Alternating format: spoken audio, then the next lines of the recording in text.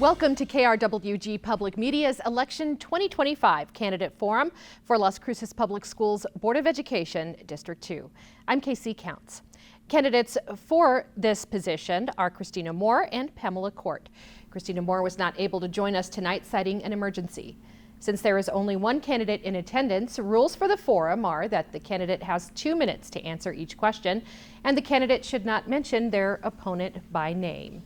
Welcome to the Candidate Forum. Ms. Cort, thank you for attending. Thank you so much for having me. I'm excited to be here. Well, let's get started. First, tell us how your background has prepared you to serve on the Las Cruces Public Schools Board of Education.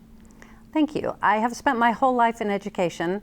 I taught for 31 years in public schools. I started in Albuquerque, New Mexico, and then I came here and I taught at Las Cruces High School for 26 years. My mother and father, grandmother and grandfather are all educators. My daughter is even an educator. Education runs in my family. It's in my blood.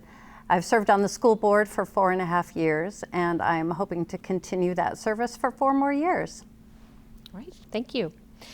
If elected, what are your top priorities? So my top priorities align with the district's strategic plan. Excuse me, all of those S's were hard to say altogether. We want to reduce chronic absenteeism by half. And the reason for that, obviously, is that if kids are not in the classroom, there's no way that they can learn. And so post-pandemic, we're having a hard time bringing our absentee numbers up to where they need to be.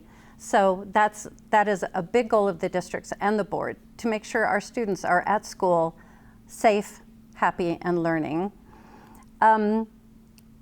We've also started a career and technical support center for our students because we really want to focus. Not every student is going to go to a 4-year college or even a 2-year college. So really focusing on work-based experience.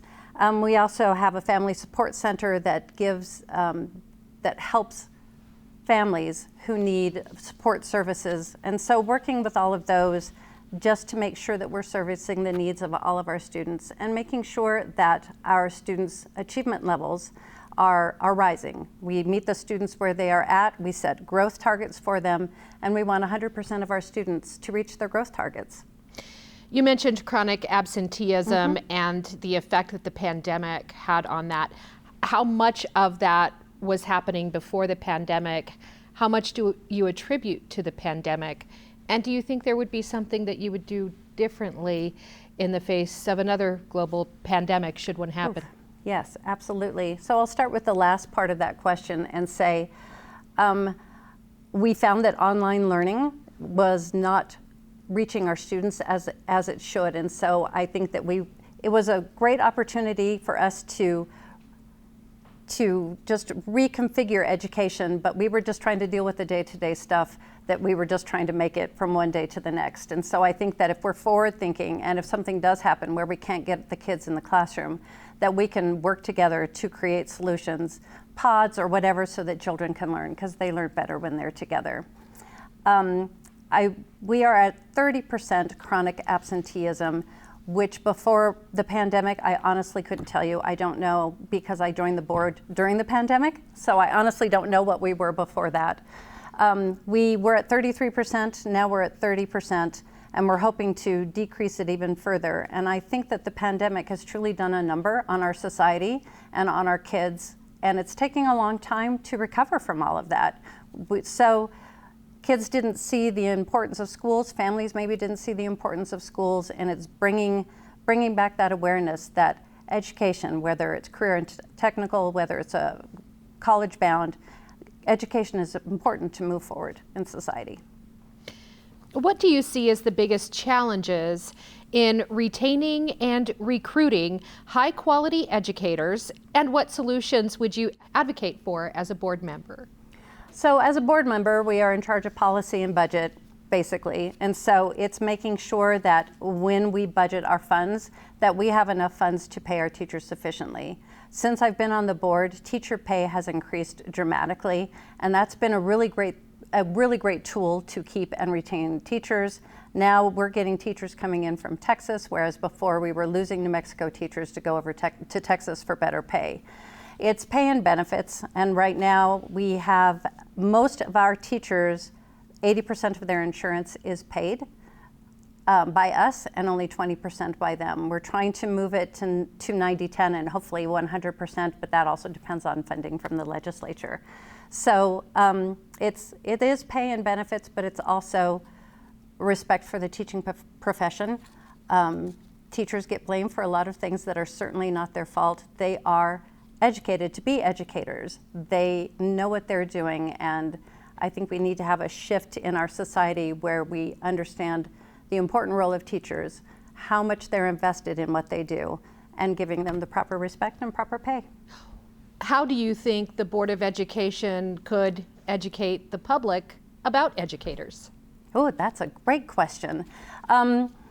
We do that, so we can do that through policy. Of course, how we educate the public is through our open meetings. And so when we're talking about policies and policies that directly affect teaching and learning, that's how we relay to the public the great things that are happening. We also give awards and celebrations at every single board meeting. And when we do, that's celebrating the students and the educators. And I think just publicizing that as much as we can, I think would be super important, and to let them know that the majority of our budget does go towards teaching and learning, as it should. What do you think are the best ways for Las Cruces Public Schools to meet the state's constitutional mandates for education? So we are required by law, of course, to follow state law, local law, federal law, and so that's what we do. And when we do our policy work, we are making sure that everything aligns from federal to state to local, all the way down, to make sure that, of course, that we're following the rules, because if we're not, then we're going to be in some serious trouble. So if you could ask me just the last part of that question again, that would be great, because I feel like I got off on a tangent. What do you think are the best ways for Las Cruces Public Schools to meet the state's constitutional mandates for education? Oh, absolutely. And so I actually answered that. Yes, through policy and through our budget allocations. And I think that's the best way. And truly, the board has 4 things that they can do. We have 1 employee, it's a superintendent. We don't deal with the day-to-day stuff of the schools. That's all the superintendent's job. So we have 1 employee, the superintendent, capital outlay, then policy and budget. And so those are the ways that legally we can do that. What do you think the Yazzie Martinez case has shown the public and folks like yourself about the shortcomings of meeting those constitutional mandates? And how would you say Las Cruces Public Schools and the board is responding? So the Martinez-Yazzie lawsuit was a big wake-up call for education. And I want to say that before that, we were working hard with all of the subgroups to make sure that everybody is getting a equitable education. That's what public education is all about. But Martinez-Yazzie really brought to the forefront that we are failing those kids, those subgroups, the English language learners, low income, Native American, and I'm missing one. Oh, and special education, of course, excuse me. So I love it that it's brought that to the forefront. One of the things that was required is that every school begin an equity council. So Las Cruces Public Schools has a great and very strong equity council. Dr. Roberto Lozano is in charge of that, and I was on the equity council for a bit, and it's just making sure that every policy and everything that we do is seen through an equity lens. Is this what's best for all students? So because of that and our new strategic plan that we have, we are making sure that we are meeting kids where they are and that every kid is getting what they need. Because that's what equity is. Every kid gets what they need. What strategies do you believe are most effective in improving student attendance and addressing those challenges that we discussed briefly before with chronic absenteeism, some of the things that will affect change? And I'll go back to your last question, that Where we were seeing deficits is in culturally and linguistically responsive teaching, that we were not addressing the needs of all of the students. When we aren't addressing students' cultural and linguistic needs, their achievement is going to drop. And so the Martinez-Yazzie lawsuit is bringing that to the forefront, that that's what we need to do, and teachers are getting training on culturally and linguistically responsive teaching, and it's working because we're seeing progress. My apologies, I forgot so that was a multi-part question? On absenteeism and the best strategies Thank you. I appreciate that. Yes. And so another way that we do that is through career and technical education. When students see that what they are learning directly affects how they're going to be in the workforce, or directly affects something that they want to do. For example, we have a construction class at Oregon Mountain High School, and the kids in that class build a house.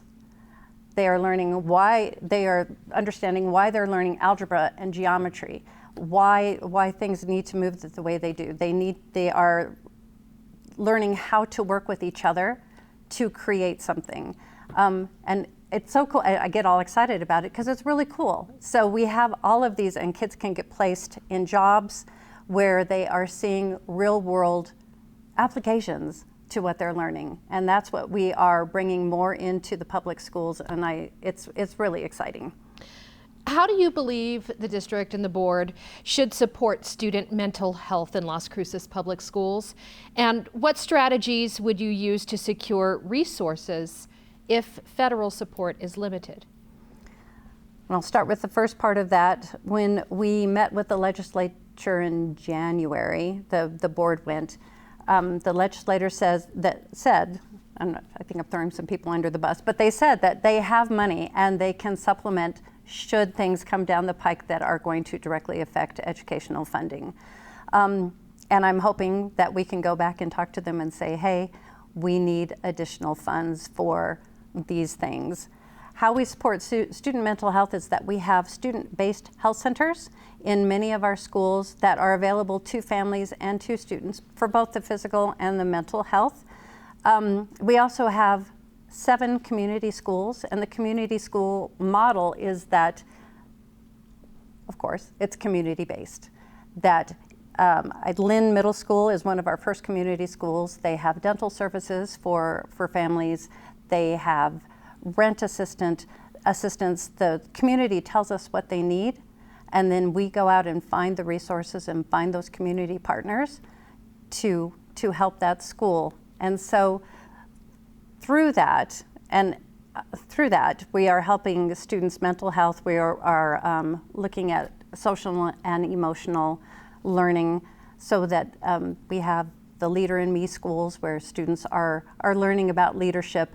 We have a whole bunch of different initiatives that match each school and match our communities, and I think we're making some great gains.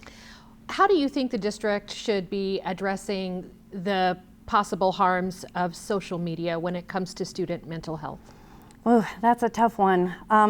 So currently, we are joining a national lawsuit against the social media companies, saying that social media is doing terrible harm to our students. We have created an anti-distraction policy that came down actually from the legislature, and we had one, but we changed it a little bit and changed the regulations so that cell phones are allowed before school, after school, during lunch for middle school and high school, and then in passing periods for high school kids. But in class time, unless it's something directed by the teacher, cell phones are not allowed. And what we have seen, and I've talked to students, is they're seeing more engagement between each other. They are finding ways to converse with each other rather than just going straight to their phone. And that increased student engagement with each other is also increasing student engagement in the classroom. And so these are initiatives that we are just going to keep moving with. And the lawsuit, because it's a national lawsuit, will take some time, but we are We want kids to talk to each other, and we want them to learn and learn interactively. That means with each other. Undoubtedly, one of the concerns you might hear from parents is lack of the ability to reach their child if there's some type of emergency where their safety is at risk. What role do you think the Board of Education plays in school safety, and what do you think are some ways LCPS can and should address safety for students, teachers, and of course staff on campus? Absolutely, and safety is on everyone's mind. It's very, very important. We have vestibules, I'm saying that incorrectly, but we have entryways. Let me just do another word. We have entryways where when anybody comes into the school, number one, we have a ring camera so we can see them. Number two, we have the Verkada sign-in system where you have to put your ID in, which goes through a system, which then we can make sure, is this the right person to pick up the child? Is this a person who is a sexual predator? We have all of that information, and they aren't able to enter the school until all of that has been confirmed. In the high schools and middle schools, we have weapon detection systems at the entry points of all the schools, which we rolled out this year, and it's going smoothly. You know, we have a little hiccups here and there, but they're doing really well. And so the board approves the Verkada, we approve it for the budget. We approve the Verkada system. We approve the weapons detection system. We have SROs in our schools. When parents cannot reach their students, and I think you're probably referring to the kids not having access to their cell phone. Right. There are emergency systems in place within every school that we have a two-way parent communication system. Our central office will send out a message to all the parents to let them know what's happening at that school. That way they have firsthand information. Yes, do they want to know that their child is okay? What we can do when we tell parents that is no children are harmed, or whatever the situation may be. I think it's a fine system. I went to school without a cell phone. I'm okay. Obviously a different world. Yeah, a different world for sure. Thank you. Let's move on. How would you characterize the district's financial health, and what are your budget priorities? So my budget priorities are that the majority of our budget goes to teaching and learning. If everything that we do as a board has to be student-centered, and if it's not, then we're not doing our job. For some reason, I'm just missing all of the questions that you're asking me. So that's all right. I'll start with the last repeat. one. And I will say to our audience that the air conditioning went out in our TV studio today, so we're all a little overheated in the studio just at the moment. Just a little bit, a little red-faced. Thank you, and thank you for cutting me some slack. So the last question was, how would you characterize the district's financial health, and what are your budget priorities? So right now, our budget, I think that we're doing really well. We have a budget of a little over $600 million. And when I tell students that, they just fall on the floor. They can't believe, because it is an awful lot of money, but that is everything. That's our building, that's food, that's our teacher salaries, that's all of the things. Right now, we haven't really been impacted with federal cuts yet, but there are some things coming down the pike that I think are going to impact us. And we have a great finance team, and what they do is we just make sure that our marginalized population, the students with the most need, have what they need, and that all of our students have what they need. And so, yeah, priority is teaching and learning, students, always students. What are your thoughts on standards-based education and standardized testing? So I was a teacher for 31 years, and I was never a big fan of standardized testing. I had seen students throw up on tests because it's that one shot where you had to show everything that you knew on this one test, which I don't think really reflects what a student knows. I think standardized testing has its place. We have to see that we're making progress, right? That there are some growth targets, but where you're going to find the people who know how the students are doing and if they've improved is in the classroom, and it's the teacher. And so those summative assessments are great, But the formative assessments, those small assessments that you do along the way to make sure that a student understands before you move on, is how you see the growth in students. And so standardized testing, I don't believe, shows exactly how well all of our students are doing. If we could find a way, and there's got to be a way, where we ask teachers in these small little formative assessments, is a student showing growth? And we can go from here to here. And we do have our beginning of the year data, our middle of the year data, and our end of the year data. And a lot of that is based on those formative assessments so that we can see the progress that's being made. So if we don't see those big gains in the summative, then we can look back at the data and figure out why.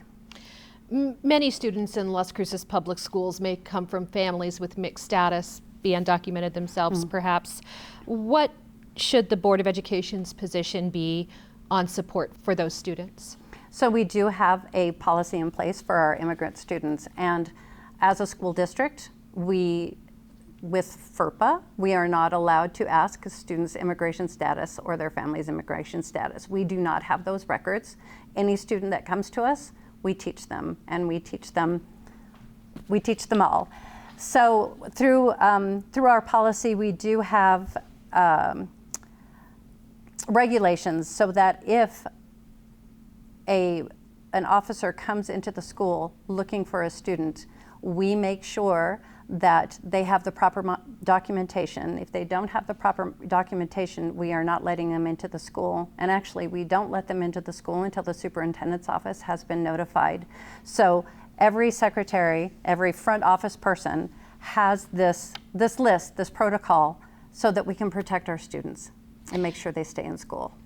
What are the biggest challenges in special education, and how would you think they should be addressed? Oh my goodness, that's a great question, because it's always been a challenge with special education, because when you have a classroom, and any classroom, you have kids with different needs, and it's differentiated instruction, making sure, once again, that every child gets what they need, having staff that has been trained so that they understand how everything works, and not how everything works, but how you can differentiate instruction and say, here's this one assignment, but let's make some changes so that everybody is successful. And that doesn't mean that we're lowering standards in any way, shape, or form.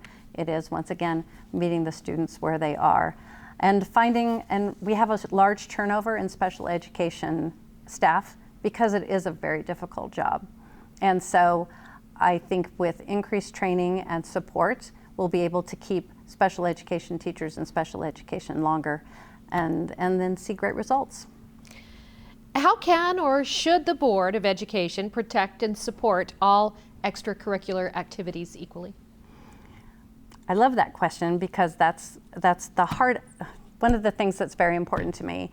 I think one of the big things that we can do as a Board of Education is provide transportation. That is one of the biggest hurdles for students who want to participate in sports, extracurricular activities, or just want to stay after school to study, because they take the bus to school, eat breakfast, go to class, then get on the bus and go home. And so transportation is huge, and it's making those opportunities in a public school very inequitable. I'd like to have an activity bus, and I've asked our New Mexico organization to present the legislatures with, let's create a bigger transportation budget. And then we have an activity bus at 5:30 that leaves the schools. Then the kids who want to anybody, right? Not just the people who have transportation, but anyone can participate. It's important, because then you are connected to your school, then your achievement rises. It's nothing but good stuff. Okay, I think we only have time for one more question. Okay. So I want to talk about another item on the November 4th ballot, and that's the GO bond for the construction at Mayfield. Yes. Obviously, we just redistricted and to equalize populations there. How challenging will that be moving forward to get that construction done with more students coming back to Mayfield? So I think the fact that we have more students coming back to Mayfield is not going to create any more of a challenge than it would be. Speaking from experience, I was at Las Cruces High School when all of that construction happened. They try to make it as easy as possible and not very invasive, but it is invasive.